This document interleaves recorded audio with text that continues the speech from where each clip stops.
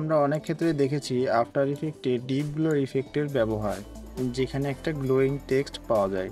Plugin এভরিথিংয়ের এই প্লাগইনটা থাকার কারণে আফটার ইফেক্টে ডিপ গ্লো ইফেক্ট ইউজ করাটা অনেক সহজ হয়ে যায়। কিন্তু চ্যালেঞ্জিং বিষয় হলো যখন আমরা প্রিমিয়ার প্রোতে সেম ইফেক্টটা ব্যবহার করতে যাই। প্রিমিয়ার প্রোতে সেম ইফেক্টটা ব্যবহার করার জন্য আমরা কোনো প্লাগইন পাই না, তো সেক্ষেত্রে আমাদের কাস্টমভাবে ইফেক্টটা তৈরি করে নিতে হয়। তো আজকে আমরা দেখব কিভাবে প্রিমিয়ার প্রোতে ডিপ গ্লো ইফেক্টটা তৈরি করা যায়।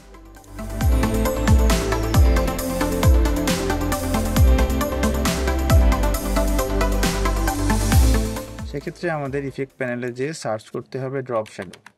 ড্রপ শ্যাডো ইফেক্টটা টেক্সট লেয়ারে প্লেস করলে আমরা দেখতে পাবো টেক্সটের একটি শ্যাডো আসছে। এখানে আমাদের কিছু মডিফিকেশন করা দরকার। প্রথমত খেয়াল করা দরকার যে ড্রপ শ্যাডো ইফেক্টটা যেন টেক্সটের উপরে থাকে। এখানে আমরা শ্যাডোর কালারটা হোয়াইট করে দেব এবং অপাসিটি করব 50। সফটনেস ইনিশিয়ালি আমরা 50 থেকে শুরু করব এবং অবশ্যই ডিস্টেন্সটা 0 করে দিতে হবে। এখানে আমরা একটি গ্লো দেখতে পাচ্ছি।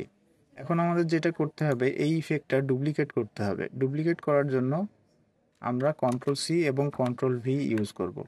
আমাদের টোটাল 4 বার ডুপ্লিকেট করা লাগবে, আমরা কেবল 2 বার করেছি, তো আমাদের আরও 2 বার করা লাগবে। তো আরও 2 বার Ctrl+V করে নেব।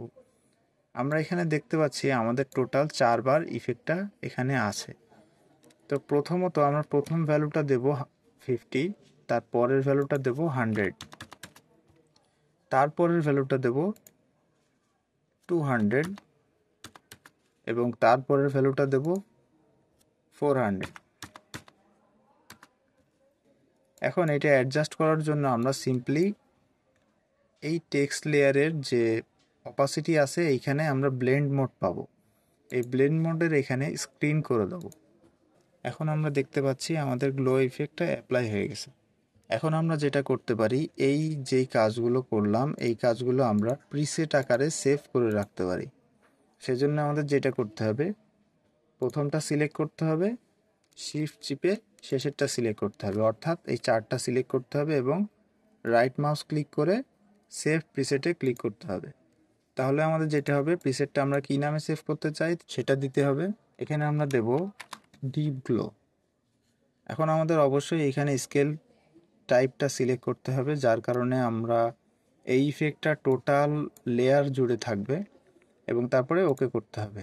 এখানে আমরা দেখতে পাবো যদি প্রিসেটে যাই, এখানে আমাদের একটি প্রিসেট তৈরি হয়েছে ডিপ গ্লো নামে। এখন আমরা যদি নতুন কোনো টেক্সট লেয়ার নেই,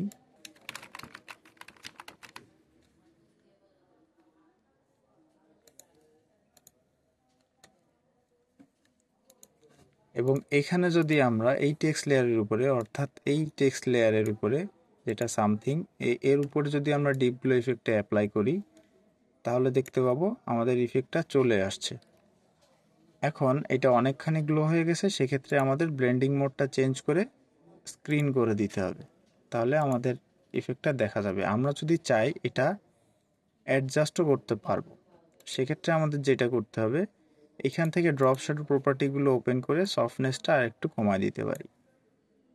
চাইলে আমরা অন্যান্য প্রপার্টিগুলো কমায় দিতে পারি, যেমন এখানে আমরা একটু অপাসিটি কমায় দিতে পারি। তো এভাবে আমরা ডিপ গ্লো ইফেক্টটা প্রিমিয়ার প্রোতে তৈরি করতে পারি এবং এখানে প্রিসেট সেভ করার মাধ্যমে সহজেই আফটার ইফেক্টের মতো যে কোনো টেক্সট লেয়ারে অ্যাপ্লাই করতে পারি।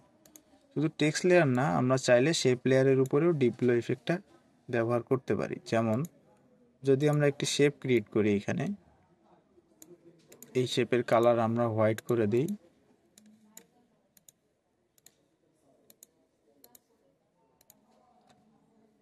এখন এর উপরে যদি আমরা এই ডিপ গ্লোটা অ্যাপ্লাই করি, তাহলে দেখেন আমাদের ডিপ গ্লোটা অ্যাপ্লাই হয়ে গেছে।